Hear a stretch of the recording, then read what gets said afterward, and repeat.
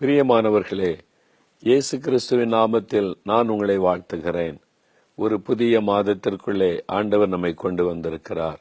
கடந்த மாதமெல்லாம் அவர் அற்புதமாய் பாதுகாத்து ஆண்டவர் கொடுத்த வாக்குத்தத்தத்தின்படி நம்மை அற்புதமாய் நடத்தி வந்திருக்கிறார்.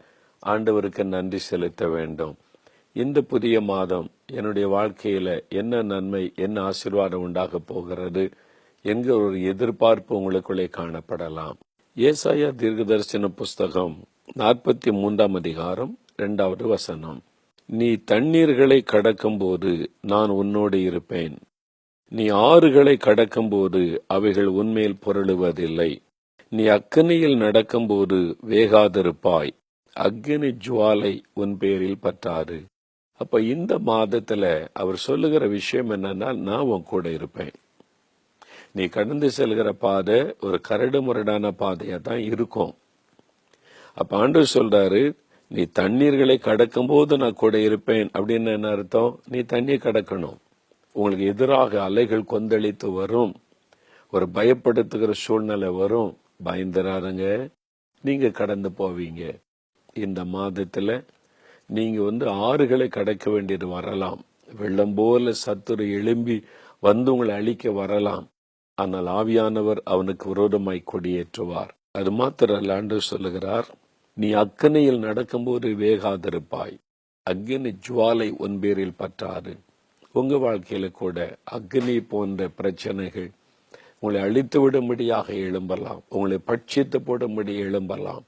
பொல்லாத மனிதர்கள் உங்களை பட்சித்து போட்டு அழிக்கும்படிக்கு எழும்பலாம். பொறாமை கொண்ட மக்கள் எழும்பலாம். உங்களுக்கு விரோதமாய் வந்திருக்கிற போராட்ட பிரச்சனைகள் உங்களை அழித்து விடும்படியாக காணப்படலாம். ஆனால் ஆண்டவர் வாக்கு கொடுக்கிறார், இல்லை, உங்களை சேதப்படுத்த மாட்டாரு. பயப்படாதுங்க. அதெல்லாம் வரும், ஆனா நீங்க தான் ஜெயிப்பீங்க, நீங்க தான் தாண்டி செல்வீங்க என்று ஆண்டவர் உங்களை பார்த்து சொல்லுகிறார். அப்படியே நாம் கண்களை மூடி ஆண்டவருடைய சமூகத்துல கருத்தா ஜெபிக்க போகிறோம். இந்த மாதம் முழுவதிலும் ஆண்டவருடைய கரம் கூட இருக்கணும். ஆண்டவர் விலகிற கூடாது. ஆண்டவர் எல்லாவற்றிலும் அற்புதமாய் நடத்தணும்னு சொல்லி நாம் ஜெபிக்க போகிறோம். நாம் ஜெபிக்கலாம்.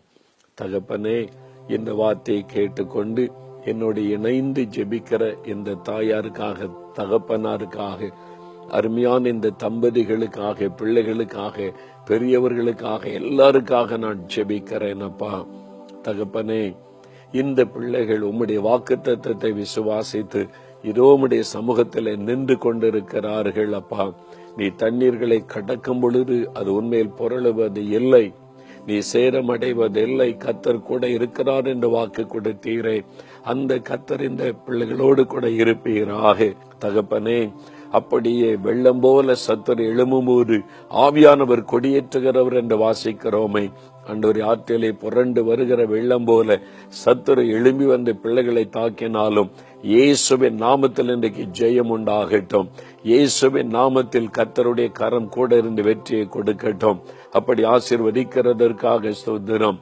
அக்கினியிலே நடந்தாலும் வேகாதிருப்பாய் என்று சொன்னீர்.